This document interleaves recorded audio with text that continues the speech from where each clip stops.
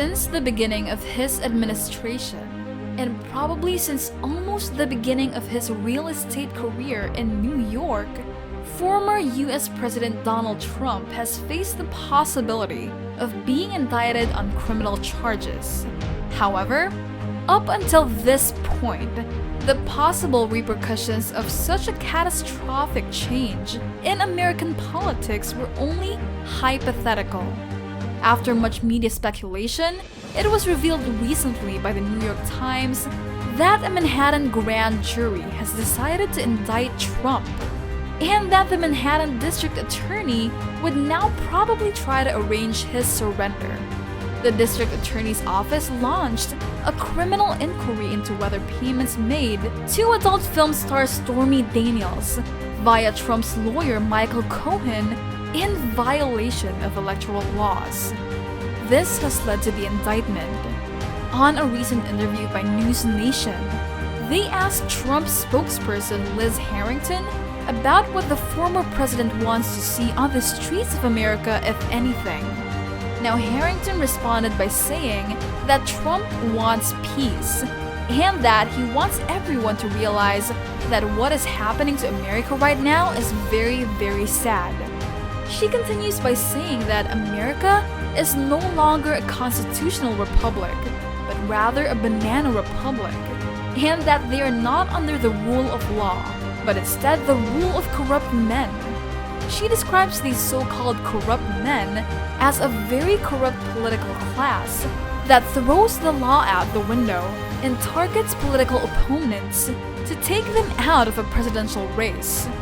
Now, many Democrats and a few anti-Trump Republicans believe that not taking these investigations to their logical conclusion, which is an arrest, trial, and possible jail time, is a much bigger threat to the integrity of American democracy and democratic institutions, rather than the risk of looking like they are meddling. This line of thought says that even presidents and past presidents cannot be seen as above the law, especially when American democracy is in trouble. Now, how many Americans would lose all faith in a government system they already don't fully trust if this was a common view?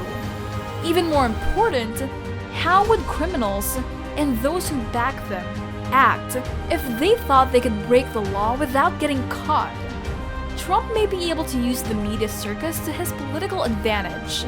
He has a long history of using witch hunts to describe investigations into his business dealings, which plays into conservatives' obsession with government overreach. At the same time, it is also possible that multiple investigations and charges will hurt Trump in the long run, taking him off the campaign road and putting him in situations where he doesn't do as well.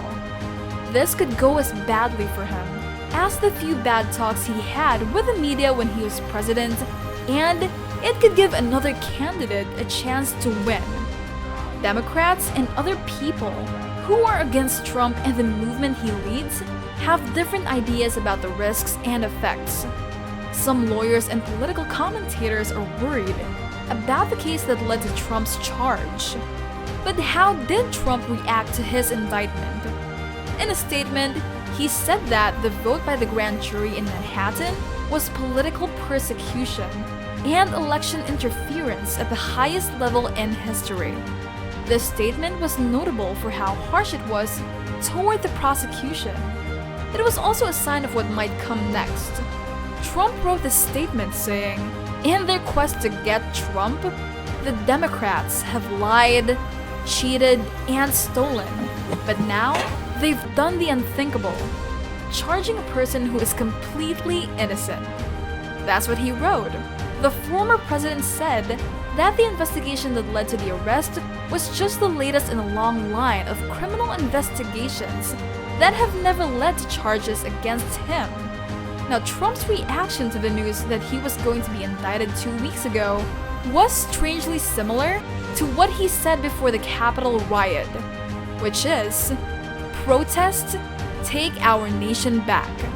Now, violence is a part of American politics, not a bug. There is a very real chance that it will happen again, even though there is a good reason to go after the ex-president for crimes, and it is important for the integrity of American democratic institutions to keep going. That does not mean that those institutions will survive as long as they have to respond to attacks. The chaos that Trump's charge has already caused shows how dangerous and unstable this time is for the American democracy. Most likely, the road is about to get even rougher. Since you've already reached this far, why not go ahead and hit the like and subscribe button? For sure you won't regret it, because we have tons more videos for you to look forward to about the next big things happening around the globe and the world of traveling. Also, comment down below the topics you'd love to learn more about in our next videos. We'd love to hear them all.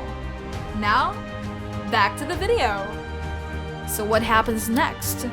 Trump will have his fingerprints taken and his picture taken, and he will go through the other protocol procedures for a criminal arrest in New York. While it is normal for defendants arrested on felony charges to be handcuffed, it is unclear whether an exception will be made for a former president. Most convicts have their hands tied behind their backs, but white-collar criminals who are thought to be less dangerous have their hands tied in front of them.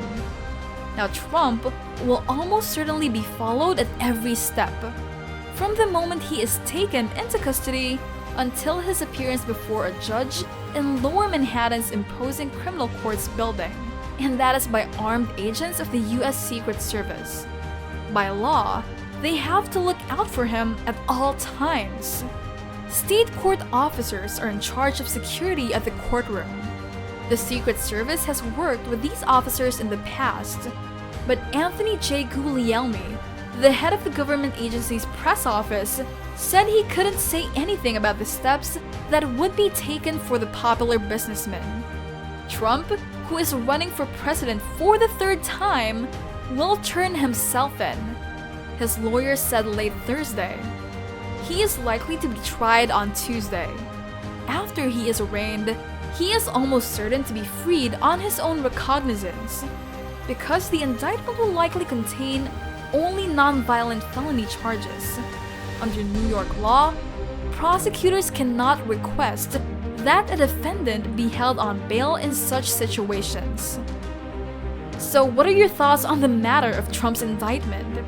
Do you agree with his spokesperson that this was a sign of America being a banana republic?